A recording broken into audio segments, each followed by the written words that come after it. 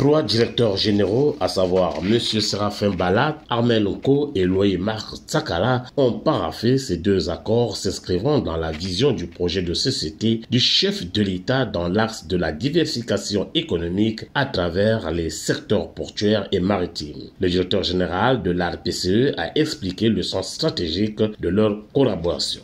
Lorsque les premiers navires accostaient sur la baie de Pointe-Noire, les communications maritimes existaient déjà et se limitaient à des signaux lumineux et aux pavillons. Aujourd'hui, à l'ère du numérique, la mer est devenue un espace où les technologies de communication jouent un rôle vital pour la sécurité et l'efficacité de la navigation. Comme j'aime à le dire, après les opérateurs de téléphonie mobile, le monde de la marine, le monde des pétroliers, le monde de cette marine marchande est le deuxième contributeur du secteur des communications électroniques au Congo-Brazzaville.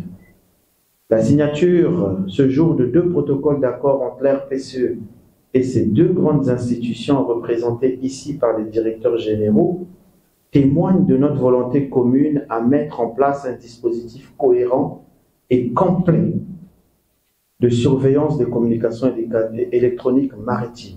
L'accord avec le port autonome de Pointe-Noire a consisté à établir un cadre collaboratif permanent d'assurer une surveillance efficace des équipements de communication électronique dans la zone portuaire. Cette collaboration prévoit notamment un contrôle rigoureux des stations de radio, une vérification des systèmes et d'équipements de télécommunications embarqués et une mise en place de systèmes d'alerte rapide en cas de détection d'anomalies. Le directeur général du port autonome de Pointe-Noire, M. Séraphin Bala, qui s'est exprimé au travers d'un communiqué de presse, a souligné que cette collaboration avec l'ARPCE s'inscrit dans la vision d'un port moderne et sécurisé. Celui de la DIGEMAR permet, conformément au règlement numéro 0812 UEAC 088 CM 23 du 23 juillet 2012, Code communautaire de la marine marchande et de la CEMAC, de renforcer la capacité à garantir la sécurité des communications sur l'ensemble des 170 km de côte. Le projet de cet accord date de 2014, a révélé le directeur de la marine marchande tout en saluant la matérialisation de ce projet devant les participants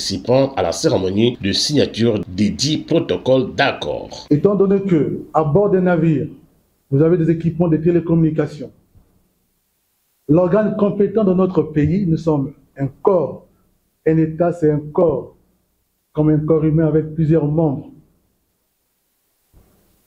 La main ne prend pas la fourchette, non, le pied ne prend pas la fourchette, mais dans la bouche. À moins que vous soyez handicapé, vous avez d'autres capacités pour manger. Sinon, le rôle des pieds, c'est pour marcher, les mains, c'est pour toucher, saisir, et voilà. Le corps, c'est un corps.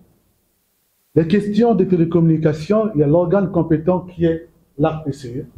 C'est vrai que nous montons à bord pour contrôler les équipements de sauvetage, les gilets de sauvetage, les canaux, ainsi de suite, et d'autres documents afférents au navire.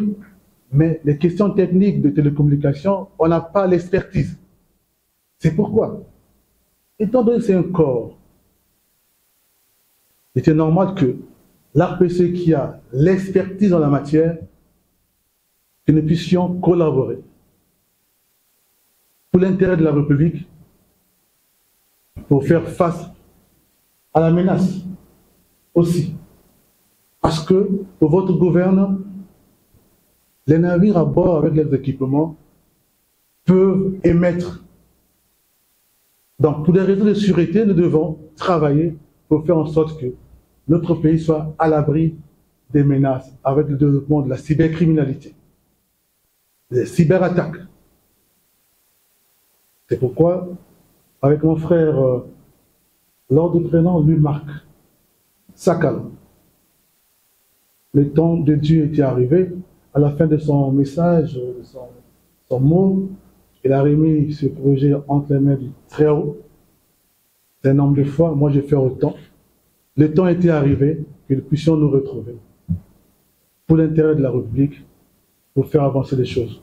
Pour sa part, le directeur des opérations maritimes, commandant du port autonome de Pointe-Noire, le colonel Alain Kouangouloud, ces accords sont importants pour le port, la DIGEMAR et l'ARPCE. Une très grande importance pour le port, pour la marine marchande, pour la CPE, enfin pour notre pays, parce qu'on va avoir la maîtrise totale des communications électroniques qu'il y a non seulement dans la zone portuaire, mais également jusqu'à dans la limite de nos eaux maritimes, là où se trouvent les plateformes mobiles, les forages, les barges, mais aussi où tous les navires qui ont des contrats temporaires d'exercice au Congo vont être mieux contrôlés, mieux suivis sur le plan gestion des communications électroniques et qui font partie demain de la sûreté